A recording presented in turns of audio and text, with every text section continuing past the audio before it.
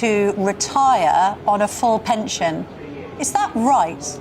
Is that right that he should be allowed to retire with no disciplinary action taken against him at all?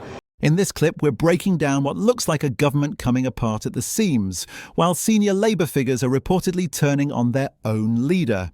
As Camilla Tominey puts it, it's starting to resemble a political pit of snakes. Meanwhile, the justice system is under serious strain and public confidence in policing has hit rock bottom. What you're about to see is a textbook example of leadership without consequences. If you enjoy this kind of no-nonsense breakdown, make sure to like and subscribe. It really helps the channel. Stick around, watch it with me, and I'll give you my take once it's over. There have been 13 U-turns since Labour took power, but just on that line you just said about we're working together, is that credible then when yet again in the Sunday newspapers we've got reports of Wes Streeting briefing against Keir Starmer? Apparently there was this piece of the news statement saying that he was approached by Morgan McSweeney, asked if he was plotting. Now, I'm not plotting, I'm planning, as any ambitious minister would. Then we've got talk of Andy Burnham wanting to come up with a dream ticket of him as Prime Minister, Ed Miliband as Chancellor. I mean, dream ticket, that might be some people's idea of a nightmare. So you're not a nest of singing birds, are you? You're a little nest of vipers, all vying. People are all vying to be Prime Minister because Keir Starmer's not doing very well and he's the least popular Prime Minister now in history. Well, I don't agree with that. I mean, you wouldn't expect me to agree with that, but I won't lie to you. It is deeply, deeply frustrating.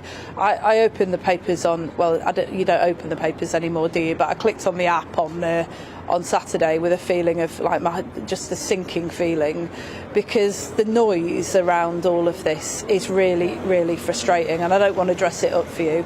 It frustrates the hell out of me. You've got people at the moment who have had 15 years of life just getting harder and harder, worrying whether the opportunities that they had will be on offer for their kids, and quite often over recent decades feeling that the answer is no, and we've got one shot to turn that around. I do think, though, to be really clear, I think that the Cabinet is working together really well. I think we're very close. We've known each other for quite some time, and there is nothing like being in opposition for 14 years and having a ringside seat to what is being done to your community to bring you together. So I'd say we're more of the singing birds. Who are you frustrated by, though? Wes Streeting? No, I'm frustrated by the noise. I'm frustrated by the people who go and talk about these things and brief against each other, or, you know, leak. I would say leak, but actually most of what I read in the papers bears no relation to the sort of conversations that we have behind closed doors, not just what we say, but the tone of what we say. I'm frustrated by those people, and I just wish they'd stop it. All right, let's move on because I know time is tight. You talk about people having a front row seat for 15 years of Tory disaster, and yet you're denying 4 million of those people a vote in the local elections in May. Why are you doing that? If you look at the electoral maths, it's because, isn't it, Lisa Nanzi, Labour faces losing the seats that is postponed the elections in to reform. So you've done this because you're running scared. No, what we're doing is reorganising local government, and the reason that we're doing it is because a lot of people in the country right now have a really confusing two-tier system of councils, and we think that that's bad for the country. It means that it's not clear who's responsible for what. I mean, many people just wouldn't know who to go to when there was a problem. It means there's often a disagreement about how to sort out problems when they arise, and it's also very expensive. We think we can do better than that as a country. We think we can make it streamlined and much clearer, so that you have one council that you go to who's responsible for sorting out your local problems, and a government who sorts out your national problems. We don't think it makes sense to have loads of elections to positions that won't exist in just a few months or a few years' time. 4 million so people we've asked councils are going to be us. denied their democratic right to exercise a vote on this Labour government. Why shouldn't they exercise a vote on this Labour government almost 2 years into your administration? Just on a democratic point. I take it what you're saying about logistics, but you're denying people their democratic rights. And that's an aberration, isn't it, Lisa Nandy? So, look, I absolutely believe in people's democratic right to express their view. And, having been an MP for 14 years, lost most of those elections that we stood in and, campaigned on the Remain side for Brexit and lost that as well. You'll know, Camilla, that I am a staunch defender of people's right to vote for things, even when I disagree with them. And if they do, I will go out and defend their right to do so and defend their right for that to be upheld. Okay. But we've been working, that's precisely why we've been working with local councils. And it's not just Labour councils who've said we think this is a nonsense that will cost us too much money and waste time when we could just get on with reorganising and then holding elections. It's Tory and other councils as well. So we're asking councils to work with us. We're not imposing this from the centre, but we think it serves people better. Can I ask you about the West Midlands former Chief Constable Craig Guilford, who's now been allowed to retire on a full pension? Is that right? Is that right that he should be allowed to retire with no disciplinary action taken against him at all for what was a completely and utterly bungled ban on Maccabi Tel Aviv fans at that Aston Villa match?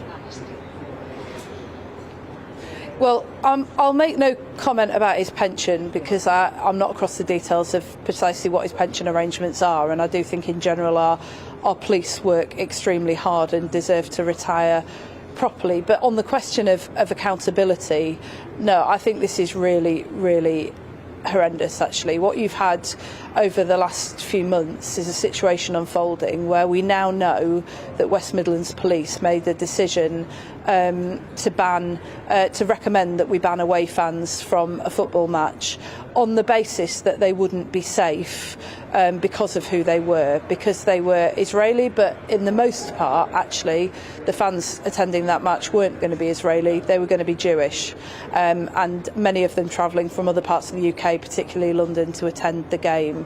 Now, I first saw this just after Aston Villa announced that was the decision. We took a view as a government that was completely and utterly unacceptable, and I have watched with real dismay as the West Midlands Police have sought to justify that decision based on what we now know, thanks to the independent review, is information that was completely inaccurate.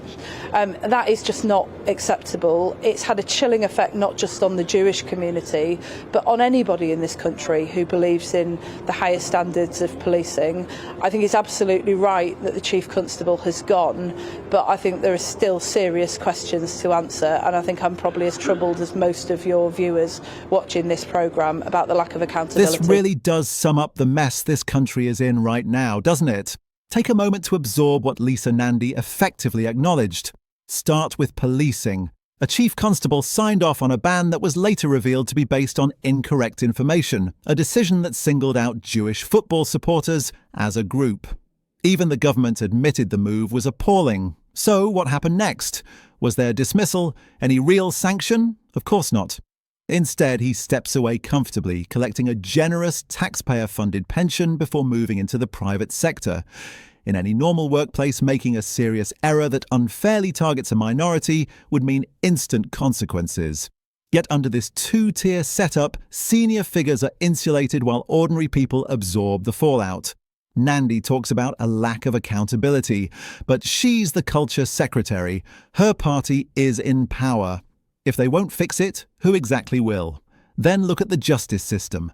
While ministers drift off into conversations about youth centres, dance classes and drama workshops, violent offenders are being released early and victims are told the system has simply run out of time. It's leniency disguised as process, weakness hidden behind paperwork. And why does all this keep happening? As Camilla Tominey put it perfectly, they're a nest of vipers, more focused on internal feuds, leaks, and briefing against one another than on actually running the country.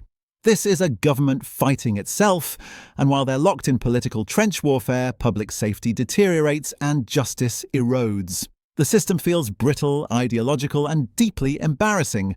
So here's the real question. Should a police chief still walk away with a full pension after a scandal like this? Tell me what you think in the comments.